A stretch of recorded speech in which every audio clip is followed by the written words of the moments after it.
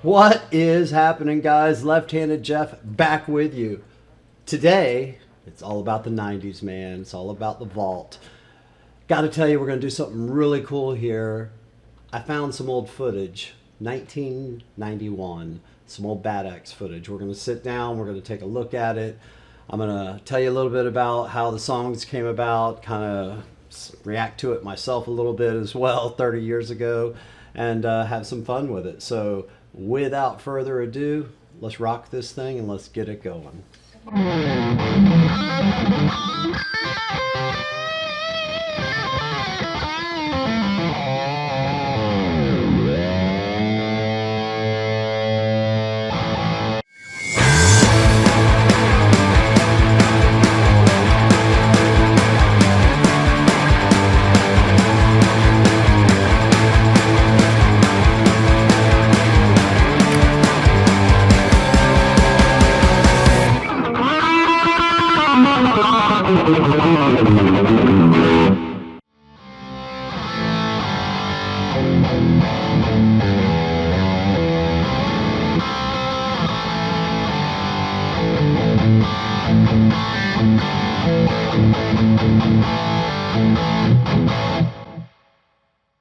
What's up, guys? Listen, I love the 90s. I just love that whole vibe of the really killer power chord, simple riff, little bit of nuance, spliced in there. It's where my heart and soul is. And like I said, today we're going to sit down. We're going to take this video. We're going to go into it. I'm going to sit back and watch it with you. We're going to have some fun. We're going to react to it. I pulled it up, and it's from a gig that we did right after we got signed. We had just done our first release called Something New. It was 1991. It was an EP that we had, independent label. We had some interest in things from larger labels we were trying to get to, and we were out basically doing a 40-minute original set. Included the 6 songs that were on the CD or the EP that we did, along with a few others. So I chose 2 of them for tonight's episode out of there. One is Children. Children is our quote-unquote Stairway to Heaven song. That was our song that was our audience always kind of lit the lighters for and really got into. And the other one is Once in a Lifetime. You guys may have heard a little bit of that one here and there. We have a video from that one that we did way back. It's called a Lonesome Road video, but we'll show a little clip of that too. That was way back in our first episode. So what I'm going to do is tell you kind of a little bit about the tune, and then we're going to sit back, we're going to watch it. I may even come in and play a little riff while we're inside of it, depending on if I get excited and I can remember what's going on, like I said, 30 years ago. So at any rate, what we have here is we have Baddax, and Baddax was a 3-piece band. It was myself on guitar and vocals, and you will notice myself right here. And then we have CJ Demers on bass guitar, and then we have Stacy Watson on drums. And CJ played a 5-string bass. Stacy had a really full double bass kit. Obviously being out of the 80s, late 80s, early 90s, we were guitar heavy. We were in the mold of the Van Halens out there and the other 3-piece bands that I grew up on.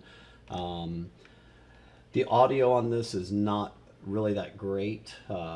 and lights. Really, the quality's not that great. It was basically a camcorder somebody had set up. We did the best that we could with it to get it to where it's listenable. Okay, so the song itself is called Children. We're going to impose the lyrics up here. They're a little bit hard to understand, but it's a very meaningful song.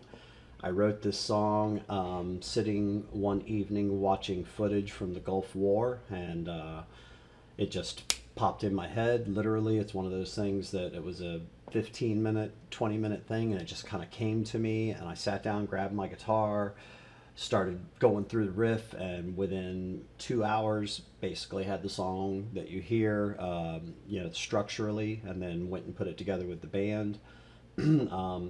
Really like the song. It's very deep, very powerful. I thought at the time, being very young, that it was like an anti-political song that I was writing or whatever.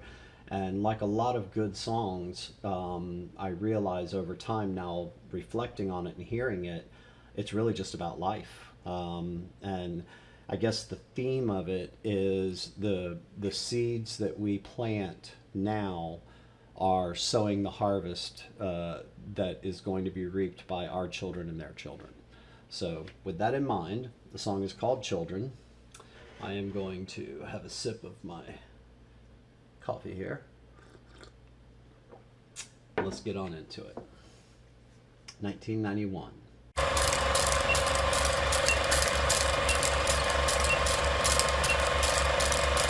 Tune's about the war.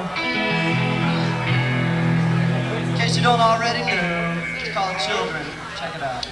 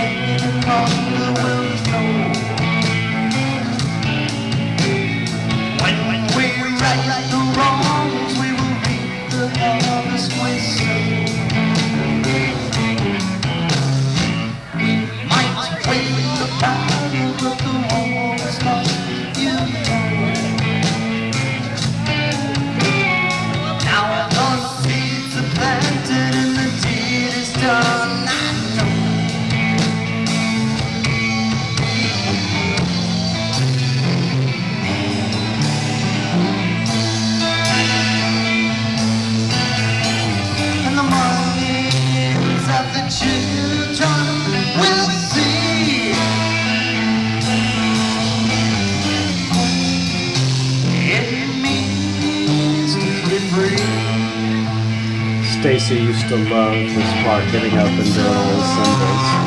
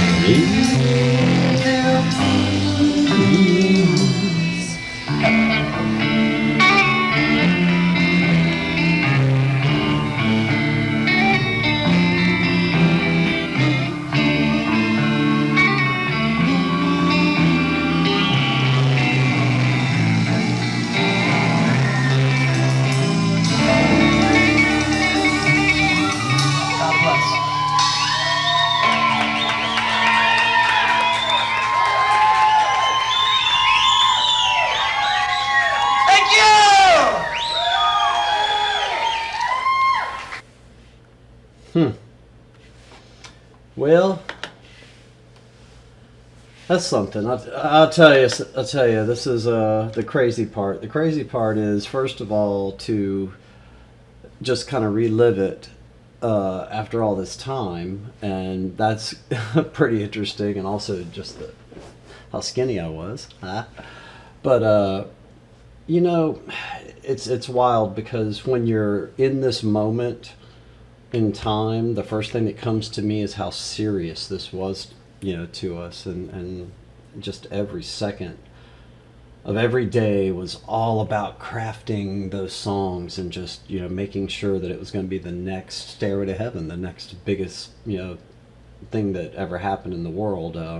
Obviously, it's just a song, and it meant a lot to us, but at any rate, I thought that was pretty cool. Hope you guys enjoyed it. The next one is called Once in a Lifetime.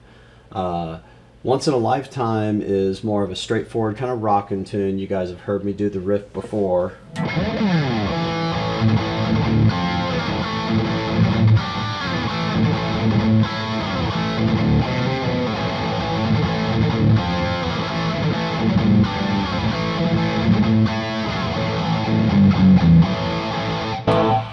And that one was a real crowd favorite. That one got everybody really kicking, so I'll be really interested to see this one. I was a bundle of energy at 24, 25 years old, whatever it was. Let's check this one out. This is Once in a Lifetime. Check it out, it's called Once in a Lifetime.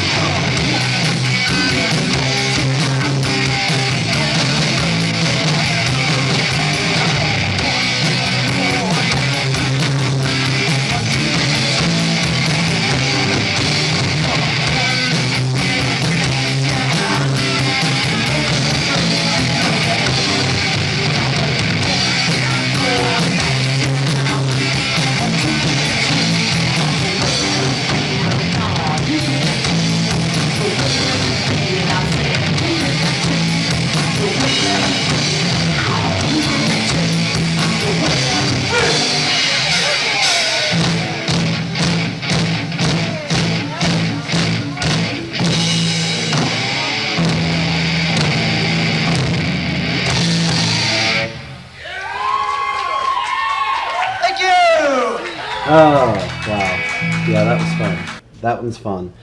I tell you what, to me, that kind of a song right there is the quintessential era.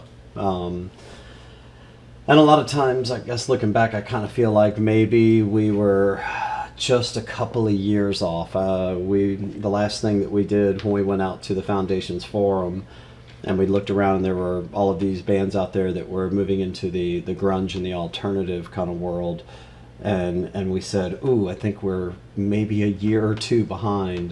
This was '91, and if you look back at the bands of '91, that era, '89 to '92, let's say, it was kind of a real quick transition over to '92, '93, moving into the grunge era and the alternative era. But anyway, won't get into that too much. I kind of thought it was cool. My son, who edited this and came in and did some work on it, did phenomenal job on it. Believe me, guys, this was really, really hard to look at and hard to hear when he started with it. So to get it this clean was amazing, and I'm just so thankful. What we're doing is we're going back through all kind of archival footage and things like that. And we're trying to put some things together so that we can share some of this stuff with you guys. And I thought it may be cool and maybe interesting, and I dug it, and I hope you guys did too. So, as always, I am Left-Handed Jeff. Thank you guys so much for tuning in again this week. And to let you know, as always, you can take the toys that makes all this noise, but you cannot change Mother Nature, not one little